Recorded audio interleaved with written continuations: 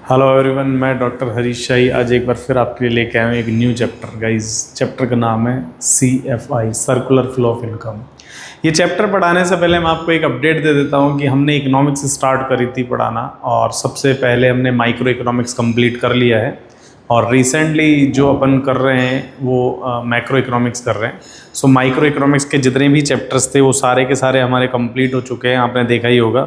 सबसे पहले नंबर पे हमने जो है उसमें डिमांड कराया था, फिर इलास्टिसिटी कराया था, फिर सप्लाई कराया, फिर सप्लाई इलास्टिसिटी कराया, फिर प्रोडक्शन कराया, फिर कॉस्ट कराया, फिर मार्केट के डिफरेंट चैप्टर्स कराए।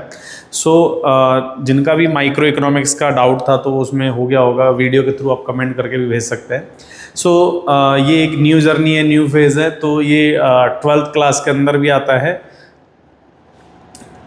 मैक्रो इकोनॉमिक्स का पार्ट है। और नेशनल इनकम अपने आप में एक टिपिकल टॉपिक माना जाता है, लेकिन नेशनल इनकम को समझने से पहले हमको CFI समझना बहुत ज़रूरी है। CFI मतलब सर्कुलर फ्लो ऑफ इनकम, यानी कि एक इकोनॉमी में गुड्स एंड सर्विसेज का जो फ्री फ्लो होता है उसी को अपन सर्कुलर फ्लो ऑफ इनकम कहते हैं, यानी कि साइकिल चलती रहती है। साइकिल कौन सी? Recurring, unstoppable.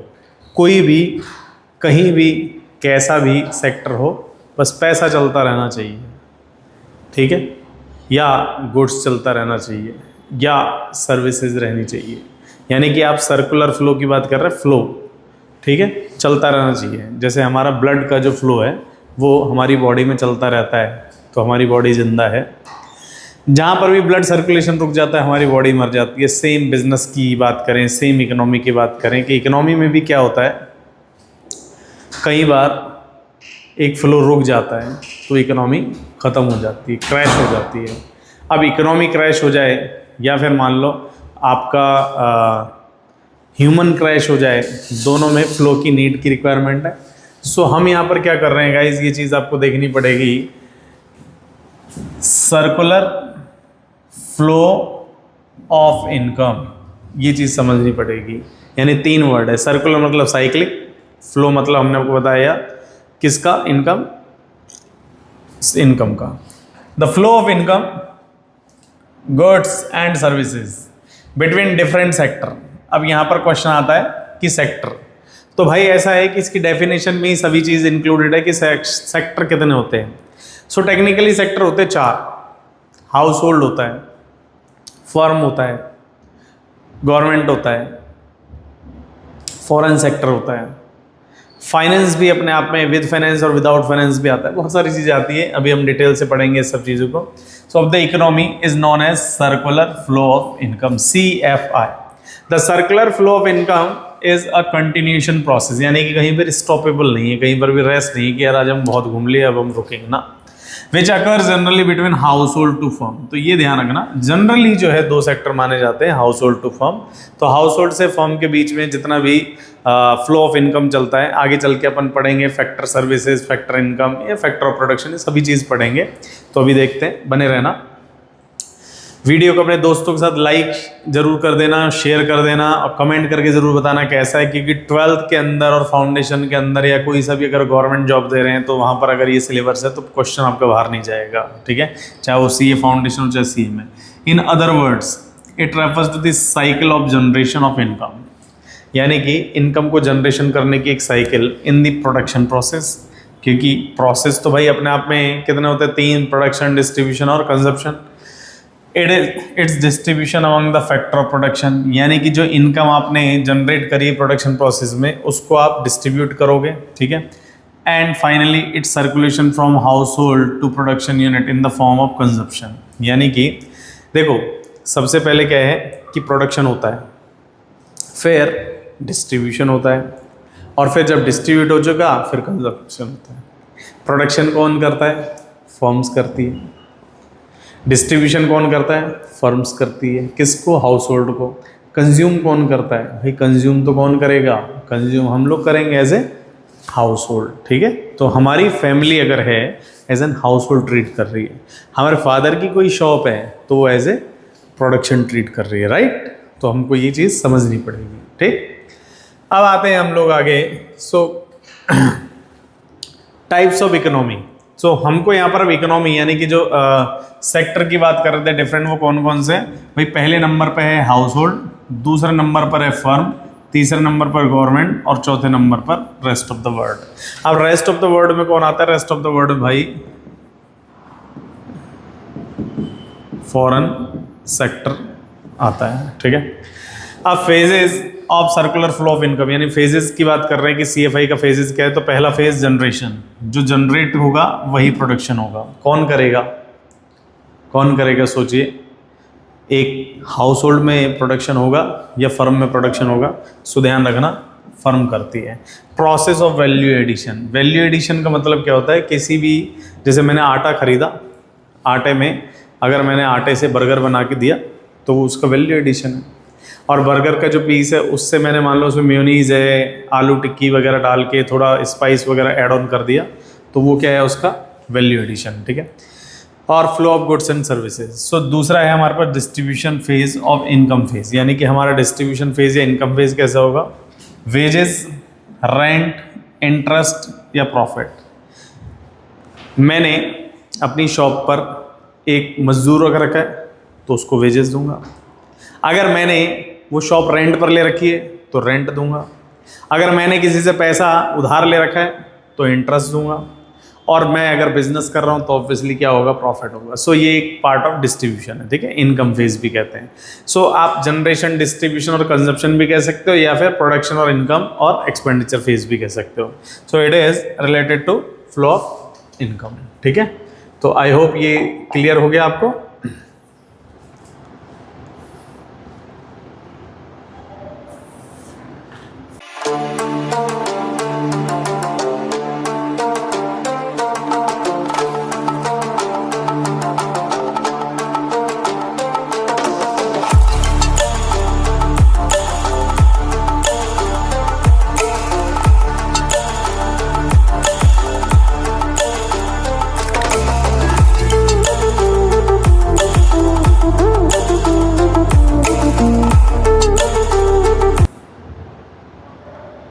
अब आते हैं नेक्स्ट चीज पर।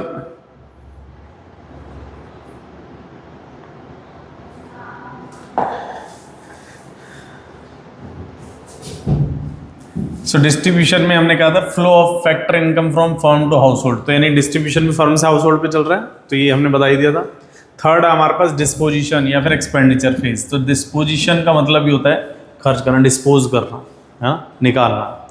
कंजप्शन एक्सपेंडिचर और इन्वेस्टमेंट एक्सपेंडिचर। देखो भाई, इस दुनिया में है ना, कोई भी आदमी दो ही चीज़ों पर खर्च कर सकता है, या तो वो खर्च अपने खाने पीने पे करेगा या फिर वो इन्वेस्टमेंट पे करेगा। फॉर एन एग्जाम्पल, अगर मैं आपको 5 लाख रुपए देता हूँ और मैं आपसे कहता हूँ बताओ क्या करोगे, तो हो सकता है अगर आप में से फीमेल है तो वो कह देगी भाई मेकअप का सामान ला के, फ़ोन ला के, बाकी बच्चे पैसे को मैं सेव कर दूँगी, ठीक है। इन्वेस्टमेंट एक्सपेंडिचर हो गया। अगर कोई बॉयज़ होगा तो उससे कहेंगे 5 लाख के करीब, बहुत सिंपल सी कहानी कहेगा, एक फ़ोन लाना है जी, एक बाइक लानी, बचे कुछ कपड़ों लाने और बाकी दोस्तों पे यारों पे उड़ा देना है, तो उनका कंजप्शन एक्सपेंडिचर है।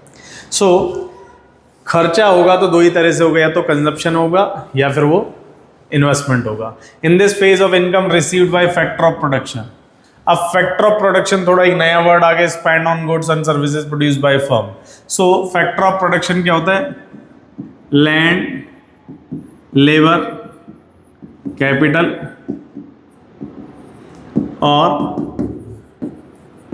एंटरप्रेन्योरशिप, ठीक है। ये फैक्टर ऑफ प्रोडक्शन होता है जिन चीज़ों से प्रोडक्शन होता है। Any factor which is helpful in the production is known age factor of production, ठीक है। अभी हम इसकी और डिटेल, यानी हम डिटेल से ऑपरेशन भी करेंगे, लेकिन फिलहाल अपन को चीज़ें समझते रहनी है। सो अगर हम बात करें कि एक इकोनॉमी के अंदर हमारे पास अगर फ्लो हो रहा है तो कौन कौन सा फ्लो हो रहा है, तो वो चीज़ समझने की जरूरत है। भाई टेक्निकली यहाँ पर 2 तरह के फ्लो हैं। कौन कौन से फ्लो है? एक तो रियल फ्लो और एक मनी फ्लो। रियल फ्लो और मनी फ्लो को समझने के लिए हमको डिफरेंस समझना पड़ेगा। रियल फ्लो कैसा होता है और मनी फ्लो कैसा होता है। भाई रियल फ्लो का मतलब एक ऐसा फ्लो जहाँ पर मनी इन्वॉल्व नहीं है, यानी कि एक्चुअल में फिजिकली गुड्स या सर्विसेज अवेलेबल है, ठीक है। अब क्योंकि गुड्स तो फिजिकली अवेलेबल है, सर्विस तो फिजिकली अवेलेबल है, सर्विस तो खुद ही इंटेंजिबल है, तो ये भी ध्यान रखना पड़ेगा। भाई टेंजिबल और इंटेंजिबल के अंदर बात करें तो गुड्स जो हमारा टेंजिबल होता है और सर्विसेज हमारी इंटेंजिबल होती है, ठीक है। अब हम अपन बात करते हैं कि मनी की, तो मनी फ्लो कैसा, ये बहुत आसान है। हर वो चीज़ जहाँ पर पैसा इन्वॉल्व है वो हमारा मनी फ्लो है। सो अब इसको हम दोबारा से हम जाते हैं फ्लैशबैक में कि मनी फ्लो और रियल फ्लो क्या हुआ। भाई हर वो चीज़ जहाँ पर पैसा इन्वॉल्व हो गया वो मनी फ्लो है, और हर वो चीज़ जहाँ पर पैसा इन्वॉल्व नहीं है, या तो गुड्स सर्विसेज इन्वॉल्व है ना, किसी भी सर्विसेज का लेना देना, किसी भी गुड्स का लेना देना, काइंड ऑफ बार्टर सिस्टम या वॉट एवर, तो वहाँ पर अपन रियल फ्लो की बात करेंगे। तो इसको अपन और एक बार डिटेल से पढ़ लेते हैं कि रियल फ्लो है क्या, ठीक है। सो रियल फ्लो को अपन एक बार देख लेते हैं कि रियल फ्लो की कहानी क्या है। भाई real flow, the flow of factor services. अब फैक्टर सर्विसेज कौन सी हो गई? फैक्टर ऑफ प्रोडक्शन क्या होता है कि जब अपन कहीं पर जो प्रोडक्शन में हेल्प करता है, लैंड लेबर कैपिटल। अब फैक्टर सर्विसेज क्या है? फैक्टर सर्विसेज ऐसी है कि जो भी चीजें प्रोडक्शन में सर्विसेज दे रही है या फिर हेल्प कर रही है ना, हमारे प्रोडक्शन को सर्विसेज दे रही है, प्रोडक्शन सेक्टर में सर्विसेज। जैसे मैं जॉब कर रहा हूँ तो मुझे बदले में जो पेमेंट मिलेगा वो फैक्टर सर्विसेज, लेकिन मैंने उसको सर्विस तो दी है ना। So factor services from house hold to firm and flow of goods and services from firm to house hold is known as real flow. इसको अपन फिजिकल फ्लो भी कहते हैं। This flow does not involve any money, यानी कि money इसमें involve नहीं है। More the real flow more the production and economic growth. तो ये भी कई बार क्वेश्चन आता है कि अगर रियल फ्लो बढ़ेगा तो इकोनॉमी पे क्या इम्पैक्ट आएगा या प्रोडक्शन पे क्या आएगा। तो ध्यान रखना कि जितना अपना रियल फ्लो बढ़ेगा उतना प्रोडक्शन बढ़ेगा, जितना प्रोडक्शन बढ़ेगा उतना ही हमारा क्या बढ़ेगा, इकोनॉमी की ग्रोथ बढ़ जाएगी ना। तो ये चीज़ है। अब अगला आते हैं अपन में मनी फ्लो, कि मनी फ्लो क्या है? The flow of the money, यानी कि मनी का flow in the form of factor payments. यानी कि जब हम फैक्टर पेमेंट्स करते हैं, जैसे रेंट है ना, प्रॉफिट, इंटरेस्ट, ये सभी चीज़ अपन फैक्टर ऑफ प्रोडक्शन के अगेंस्ट में हम जो भी चीज़ दे रहे हो फैक्टर पेमेंट्स है, ठीक है। फैक्टर सर्विसेज क्या होती है? एक्चुअल में हमने जितना भी काम करा वो सारी हमारी फैक्टर सर्विसेज है। और पेमेंट ऑन कंजप्शन, यानी कि अगर आपने कंजप्शन में पेमेंट करा, it is known as monetary flow और flow of the money, it is known as nominal flow, ठीक है। अब हमने इसी चीज़ को एक ग्राफ के पॉइंट ऑफ व्यू से भी समझा दिया कि ग्राफ के पॉइंट ऑफ व्यू से क्या होता है। भाई ये आपको ध्यान रखना कि प्रोड्यूसर और फर्म, इसको हमने एक सेक्टर मान लिया, और दूसरे नंबर पर हमारे पास जो सेक्टर है वो हाउस होल्ड है, ठीक है। ये दो सेक्टर है। अब हाउस होल्ड क्या कर रहा है और ये सब क्या कर रहे हैं उनको समझना पड़ेगा। सबसे पहले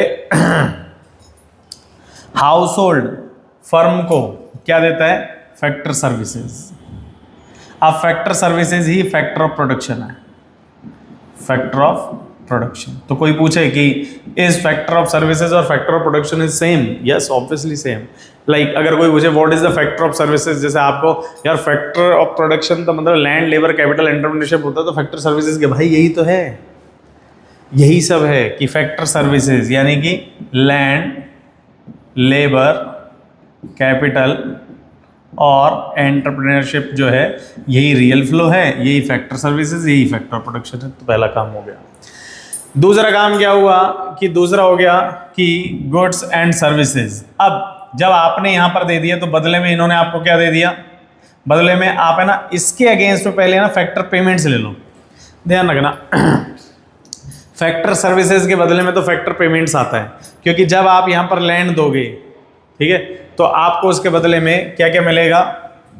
भाई लैंड के बदले में रेंट मिल सकता है, लेबर के बदले में वेजेस, कैपिटल के बदले में इंटरेस्ट और एंटरप्रेन्योर के बदले में प्रॉफिट। सो ये फैक्टर पेमेंट्स है। पैसा फर्म पैसा देगी, किसको देगी? फर्म देगी हाउस होल्ड को। अब मान लो मेरे पिताजी हैं, मेरे पिताजी का एक बिजनेस है तो वो यहाँ पर है, और आपके घर पे तो आप हाउस होल्ड में, आप हाउस होल्ड में, मेरे फादर का जो है बिजनेस है। मैंने आप ही लोगों की एक लैंड रेंट पर ले रखी है, तो मैं बदले में आपको रेंट दे रहा हूँ, है ना। आप एज एन हाउस होल्ड है लेकिन आपको मैं बदले में रेंट दे रहा हूँ, पैसा दे रहा, ठीक है। अब इस पैसा आएगा तो आपको करो, इस बार का रेंट आएगा, इस बार तो हम जो है स्कूटी लेंगे, इस बार का रेंट आएगा, इस बार तो हम घर का रिनोवेशन कराएंगे, इस बार का रेंट आएगा तो हम फ़ोन लेंगे, वॉटेवर। हर एक आदमी की एक्सपेक्टेशन उसकी इनकम से होने वाले स्टार्ट हो जाती है। सो जैसे जैसे आपके पास पेमेंट आने लग जाएगा, जैसे जैसे आपके पास पेमेंट्स आने लग जाएगा। अब आप क्या करोगे, अब आप हाउस होल्ड से कहाँ जाओगे, हाउस होल्ड से जाओगे प्रोडक्शन पर। क्या करना है, कंजप्शन एक्सपेंडिचर करना है, यानी खाने पीने रहने की चीज़ों के लिए क्या दोगे, पैसा। किसको, फर्म को। क्या मुझे ही दोगे, नहीं, किसी और फर्म को दोगे। क्या आप ही दोगे, नहीं, सारे हाउस होल्ड जाके देंगे। दाल चीनी चावल, कोई आदमी मोमोज पे करेगा, कोई आदमी जो है बर्गर पे करेगा, कोई आदमी फ़ोन पे करेगा, कोई आदमी शूज़ पे करेगा, कोई कपड़ों पे खरीदेगा, XYZ थिंग्स। कोई अपने बच्चे की पढ़ाई के लिए करेगा, किसी को सॉफ्टवेयर चाहिए, किसी को लैपटॉप चाहिए, whatever there are an number of things जो कि मार्केट जिसके लिए है फिजिकली, तो हम वहाँ जाते हैं और अपना कंजप्शन एक्सपेंडिचर स्टार्ट करते हैं, तो हमारा कंजप्शन स्टार्ट हो जाता है। ठीक है जी। अब फर्म के पास पैसा आया, फर्म के पास पैसा आया कि नहीं आया, आया। फर्म बदले में क्या देगी, गुड्स एंड सर्विसेज। फर्म बदले में क्या देगी आपको, गुड्स एंड सर्विसेज। सो जब फर्म ने आपको गुड्स एंड सर्विसेज दिया तो ध्यान रखना उसको रियल फ्लो है। जब हाउस होल्ड ने फर्म को कंजप्शन एक्सपेंडिचर दिया तो वो मनी फ्लो है। जब आपने as an household firm को फैक्टर सर्विसेज दी थी, यानी कि फैक्टर प्रोडक्शन दिया था, वो रियल फ्लो है। जब फर्म ने आपको बदले में फैक्टर सर्विसेज या फैक्टर प्रोडक्शन के बदले में जब पैसा दिया था, वो मनी फ्लो है। So I think it is quite clear कि सबसे पहले हम क्या करते हैं, एक बार फिर से फ्लो बना लेते हैं, एक बार देखते हैं अगले पेज पर बना हुआ है कि नहीं, वरना एक बार हम आपको बना के दे देंगे।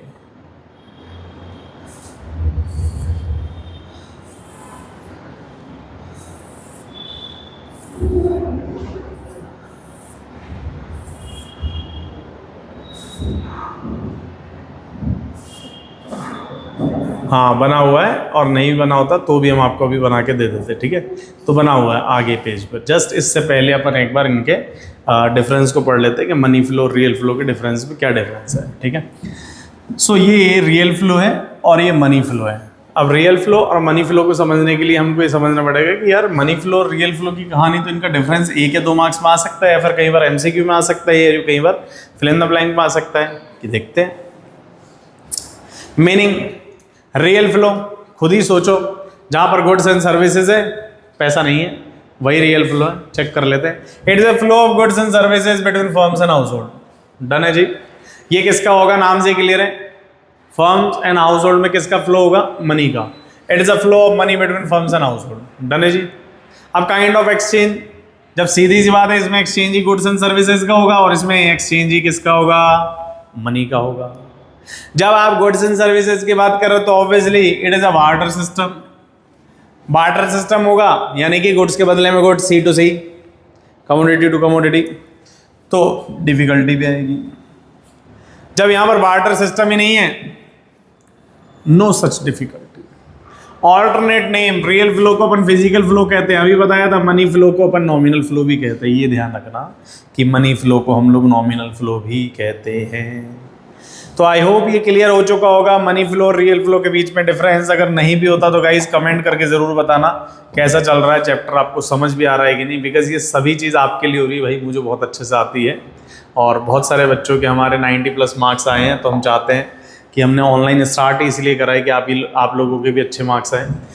आपको कुछ नहीं करना है, एक बार बस रिवाइज़ करना है। एक बार अगर आप रिवाइज कर लेंगे तो आपका काम हो जाएगा। एक्सप्लेनेशन हम आपको बेस्ट दे रहे हैं। तो बेसिक एक्टिविटीज है इकोनॉमी में कि प्रोडक्शन, कंजप्शन और इन्वेस्टमेंट। प्रोडक्शन का मतलब ही क्या होता है कि आदमी एक्चुअल में क्या है, खुद कुछ प्रोड्यूस ही नहीं कर सकता। वो क्या करता रहता है पता है, वो सिंपल वैल्यू एडिशन है गुड्स एंड सर्विसेज का। किसी भी चीज़ का हम जब वैल्यू एडिशन करते हैं उसी को प्रोडक्शन कहते हैं। Conversion of raw material into finished good is known as production. Like making of chair with timber. लकड़ी से जब अपन चेयर बना सकते हैं तो वही हमारा प्रोडक्शन है। लोहे की एक बड़ी सी शीट है, उससे हमने बक्सा बना दिया, तो ये हमारा क्या है, प्रोडक्शन है। प्लास्टिक हमारे पास वेस्ट था, उससे हमने बकेट बना दी, बाल्टी बना दी, तो ये हमारा क्या है, प्रोडक्शन है। हमने वैल्यू एडिशन करा। We can not produce anything but we can change the utility, the form, हम उसकी फॉर्म चेंज कर सकते हैं, उसके वैल्यू के एडिशन। जैसे एक लकड़ी के पेड़ का कोई भी मुझे 50,000 नहीं देगा, लेकिन उस लकड़ी के पेड़ से अगर मैं एक अच्छा बेड बना दूं, अच्छा सोफा सेट बना दूं, अच्छा फर्नीचर बना दूं, तो शायद मुझे 50,000 का 1 लाख भी मिल सकता है। तो डिपेंड करता है उसका मेरी कारीगरी के ऊपर। सो आपको यहाँ पर ये चीज़ का ध्यान रखना पड़ेगा।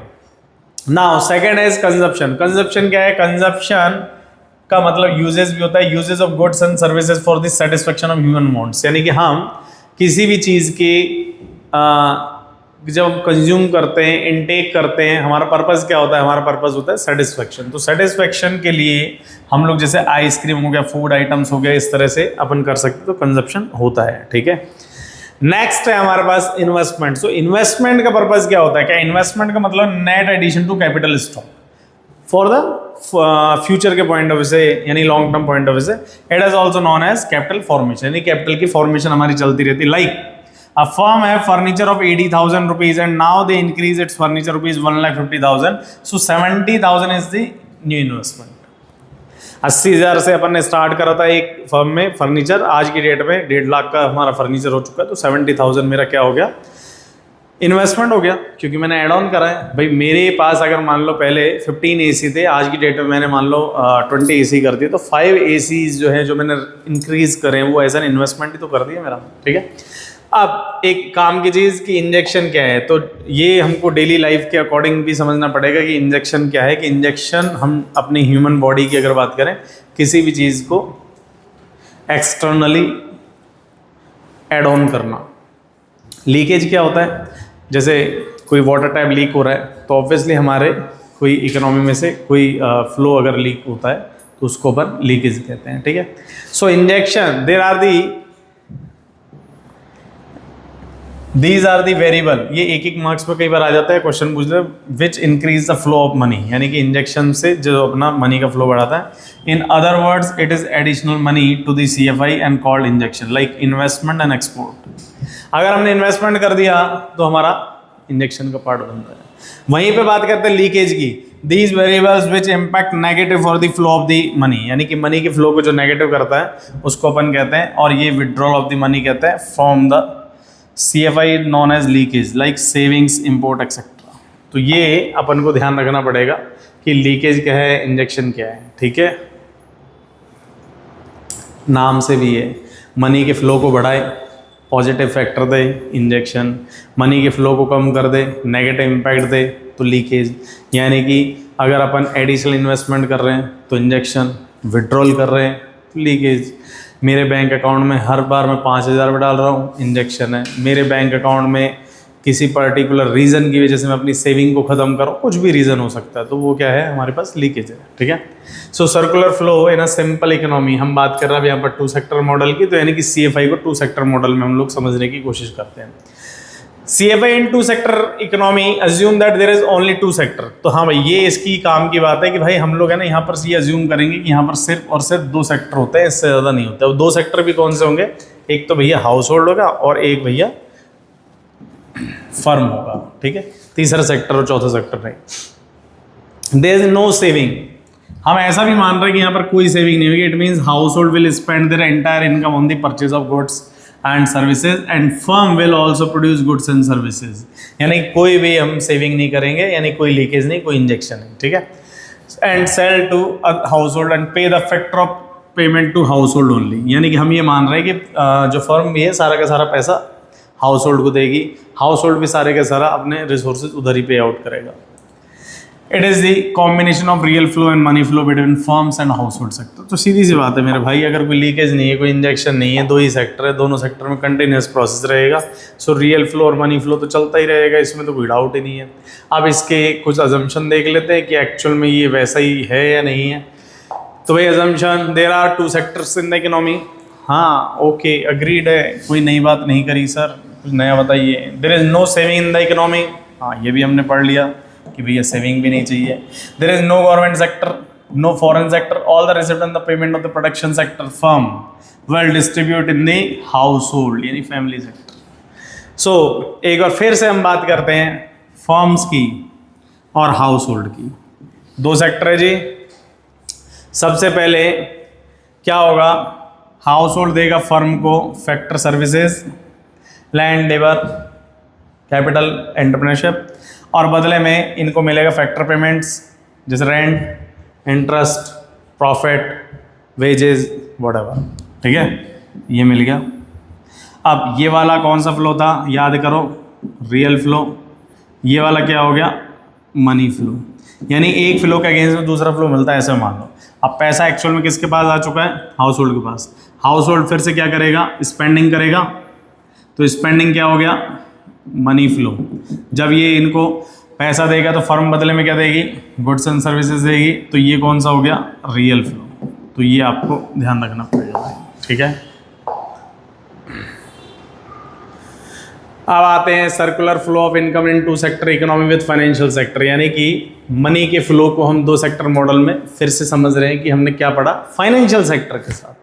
पहले हमने सिंपल कर लिया, अब अपन फाइनेंशियल सेक्टर के साथ कर रहे हैं। CFI in two sector economy without the financial market assume that there is no savings, हम ये मान रहे हैं no saving, है ना, which means household will spend their entire income on the purchase of goods and services and firm will also spend all their receipt on the making of the factor payments, यानी कि firm सारा का सारा पैसा जो है house hold को generate करेगी और हाउस होल्ड सारा का सारा पैसा जो है फर्म को देगा, यानी गुड्स एंड सर्विसेज का फ्लो ओनली दो सेक्टर में चलेगा, तीसरा सेक्टर अभी तक नहीं है। इन actual sense house hold do not spend their entire income on the consumption. Actual में क्या आदमी सारी की सारी इनकम खर्च कर देता है, नहीं, बिल्कुल नहीं। Even they save a small part of their income. Similarly firm also save some part of their receipt from and firm also borrow money from the finance sector to enhance the business.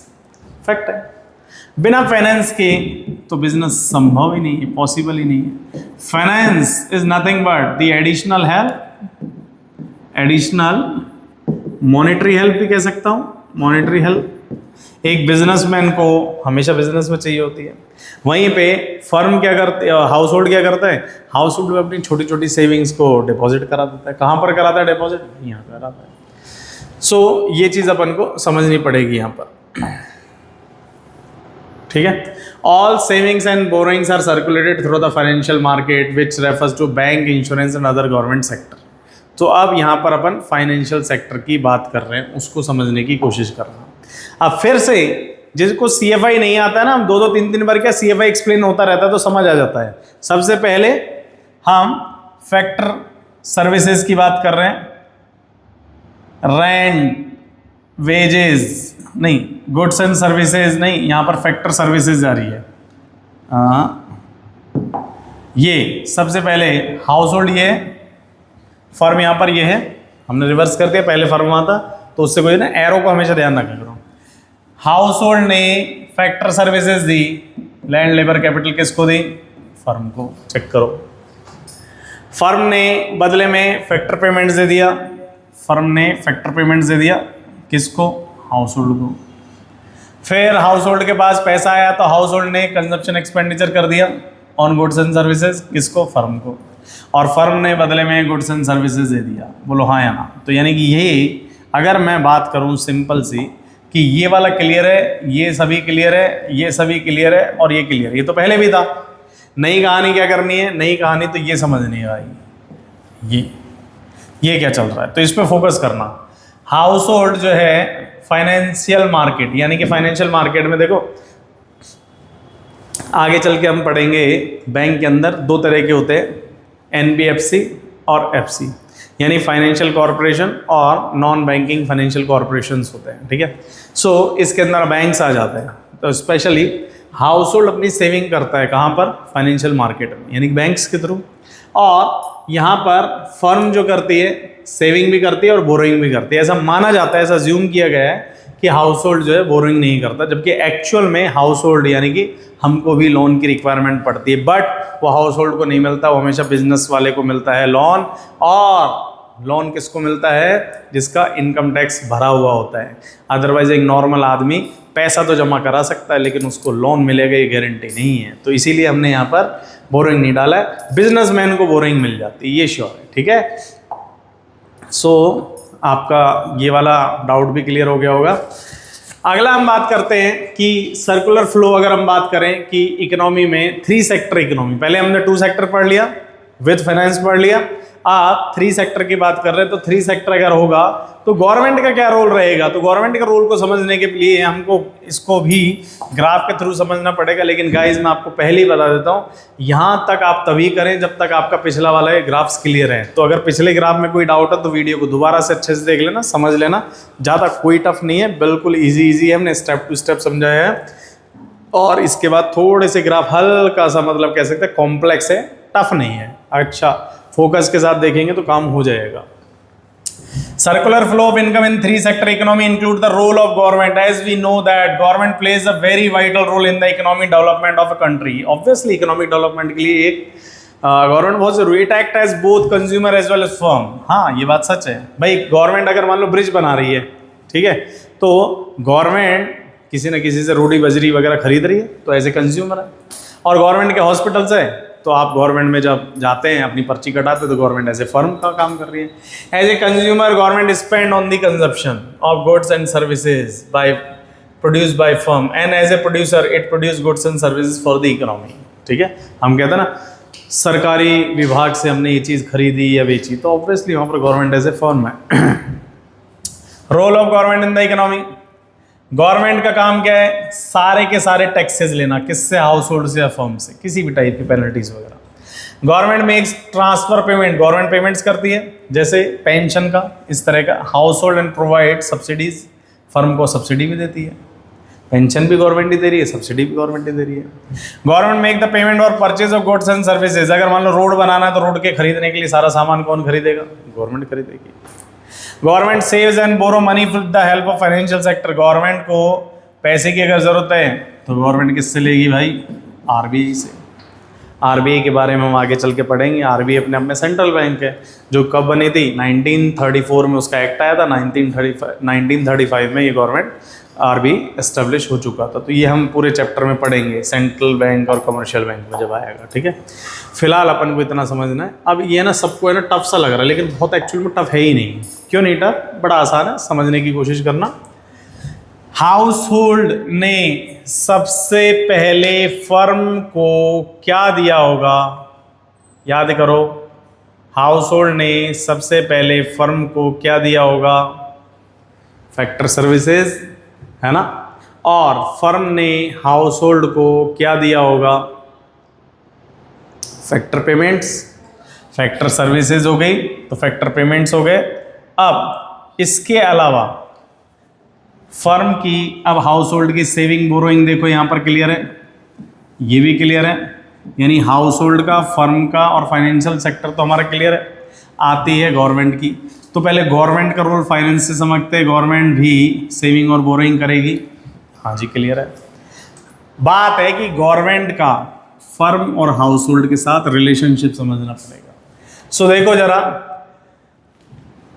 Factor payments, government, अगर कोई government employee है तो यहां आएगा, और अगर कोई subsidies वगैरह गवर्नमेंट को देनी है तो किसको देगी, हाउस होल्ड देगी, ये भी हाउस होल्ड को मिल गया। अगर किसी के घर का टैक्स बन रहा है तो टैक्स कौन देगा, हाउस होल्ड देगा, किसको, गवर्नमेंट को, डन है जी। फिर आते हैं फर्म की बात कर रहे हैं। फर्म क्या करेगी, फर्म भी टैक्स का पेमेंट करेगी, किसको, गवर्नमेंट को, और गवर्नमेंट इसको सब्सिडी देगी, किसको, फर्म को। Payment of goods and services, अगर मान लो यहाँ पर वो फैक्टर पेमेंट्स है या payments of goods and services, अगर मान लो फर्म, इसने, गवर्नमेंट ने फर्म से कुछ खरीदा बेचा है, गुड्स एंड सर्विसेज, तो उसका भी पेमेंट होगा। सो पहले वाले जो सेक्टर का रोल है वो ऐसा कैसा ही रहेगा, नया सेक्टर हमारे पास गवर्नमेंट एड ऑन हो गया। ठीक है, तो कोई भी यहाँ पर तकलीफ नहीं आएगी। हम यहाँ पर जो पहले का प्रोसेस कर रहे थे वो कर ही रहे थे। यहाँ पर हमारी 3 चीज़ें आ जाएंगी भाई, टैक्स का पेमेंट हाउस होल्ड से फर्म को जाएगा, ट्रांसफर पेमेंट गवर्नमेंट से इधर जाएगा, और फैक्टर पेमेंट्स भी हाउस होल्ड को जाएगा। Payment of goods and services जाएगा, सब्सिडीज जाएगी, और ये टैक्स पेमेंट जाएगा। तो टैक्स पेमेंट तो देखो कॉमन है, यहाँ पे सब्सिडीज का ट्रांसफर पेमेंट है, यहाँ पर सब्सिडीज मतलब यहाँ पर पेंशन्स वगैरह की बात चल रही है ना, स्कॉलरशिप है, पेंशन है, वो हमेशा ट्रांसफर पेमेंट में आता है। यहाँ पर सब्सिडी आ गई। वो फैक्टर पेमेंट कर रहा है, यहाँ payment of goods and services. तो ये क्लियर हो गया होगा।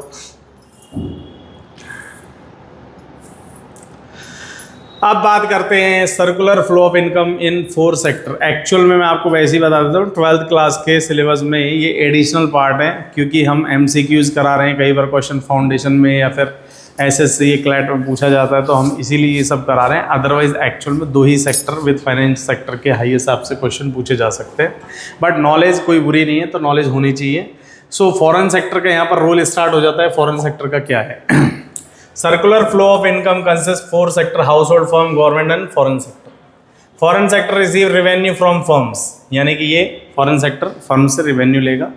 हाउस होल्ड एंड गवर्नमेंट तीनों को for export of goods and services, अगर एक्सपोर्ट करेगा तो पेमेंट लेगा।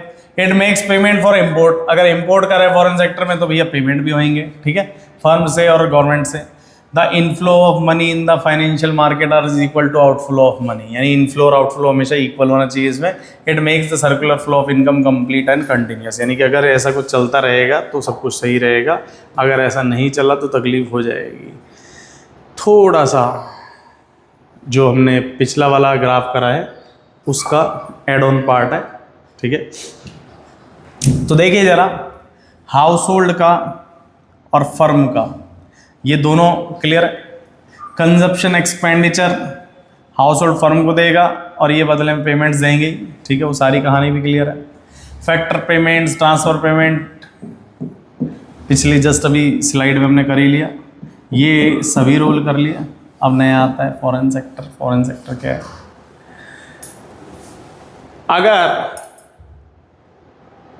एक्सपोर्ट हुआ है, फर्म ने अगर फॉरेन में एक्सपोर्ट करा है तो रिसिप्ट आएगी एक्सपोर्ट्स की, और इंपोर्ट करा है तो पेमेंट्स होंगे। सेम हाउस होल्ड की बात करें, अगर किसी ने पेमेंट इंपोर्ट करा है तो पेमेंट हो जाएगा। हाउस होल्ड तो एक्सपोर्ट तो कर ही नहीं सकता, इंपोर्ट कर सकता है ओनली। अगर कोई फॉरेन से ट्रांसफ़र पेमेंट आया है, जैसे चाचा ताई बुआ भतीजी कोई भी कहीं रहती है, गिफ्ट्स वगैरह हैं फॉरेन में, हमारी मौसी रहती है तो भेज रही तो आएगा। पेमेंट ऑफ फैक्टर सर्विसेज, अगर मान लो मेरा कोई बंदा फॉरेन में रहता है और उसका पेमेंट हो रहा है, जॉब कर रहा है, तो ये उसका आ जाएगा। सो बहुत आसान है, कोई टफ नहीं है, हमने बहुत ईजीली एक्सप्लेन कर दिया स्टेप बाय स्टेप से। सिग्निफिकेंस ऑफ CFI को समझने के लिए म्यूचुअल इंटरडिपेंडेंसी है इसकी। Circular flow of income, we understand the interdependence among the different sector. हर एक सेक्टर में एक दूसरे की इसकी इंटरडिपेंडेंस होती है, जिसकी वजह से हमें कई बार ऐसा लगता है कि फर्म और हाउस होल्ड का रिलेशन है, कई बार ऐसा लगता है गवर्नमेंट का रिलेशन है, कई बार ऐसा लगता है कि बैंकिंग का रिलेशन है, कई बार ऐसा लगता है कि ये गवर्नमेंट सेक्टर का रिलेशन है। हर सेक्टर का अपने आपस में इंटरडिपेंडेंसी रहती है, ठीक है। एस्टिमेशन ऑफ नेशनल इनकम, हम CFI कर क्यों रहे हैं भाई? हमारा काम क्या है? तो भाई CFI का मेन काम ये है कि हम नेशनल इनकम को मेज़र करें, इसकी वजह से हम ये करते हैं। इंजेक्शन और लीकेज की हमारा क्लियर कट आइडेंटिफिकेशन हमारा CFI से हो जाता है, और एक फर्म की इक्विलिब्रियम पोजीशन क्या है उसके लिए हमारे पास सबसे बेस्ट जो टूल है वो CFI है। हम CFI बना दें तो हमारा काम हो जाता है। अब ये 1 मार्क्स का और बहुत ही इंपॉर्टेंट एक टॉपिक है स्टॉक एंड फ्लो। तो स्टॉक एंड फ्लो क्या होता है वो चीज़ समझने की ज़रूरत है। जब एक पर्टिकुलर पॉइंट ऑफ टाइम पर हम किसी चीज़ को मेज़र करते हैं तो स्टॉक होता है, जबकि there is no time limit, कोई टाइम लिमिट नहीं होती। ये स्टैटिक कॉन्सेप्ट है। जैसे एक पर्टिकुलर क्लास की स्ट्रेंथ जो 30 है तो वो स्टॉक है। फ्लो के अंदर 2 पीरियड ऑफ टाइम की बात आती है कि इसके अंदर हम पीरियड ऑफ टाइम की बात करेंगे और टाइम डायमेंशन होगा। तो ये एक डायनामिक कॉन्सेप्ट है या फिर वेरिएबल, ये फिक्स्ड है और ये वेरिएबल कॉन्सेप्ट है। Like production during the July 2020 100 kg, तो ये जुलाई के अंदर की बात आ गई, ठीक है। अब ये कुछ क्वेश्चंस हैं, ये आपके लिए एज ए कमेंट में आप बना के भेज सकते हैं 1 to 15 के आंसर कि इसमें से कौन सा स्टॉक है और कौन सा फ्लो है। और गाइज ये चैप्टर हमारा यहीं फिनिश होता है। वीडियो को लाइक करें, शेयर करें, कमेंट करके ज़रूर बताएं कैसी लगी। Thank you so much.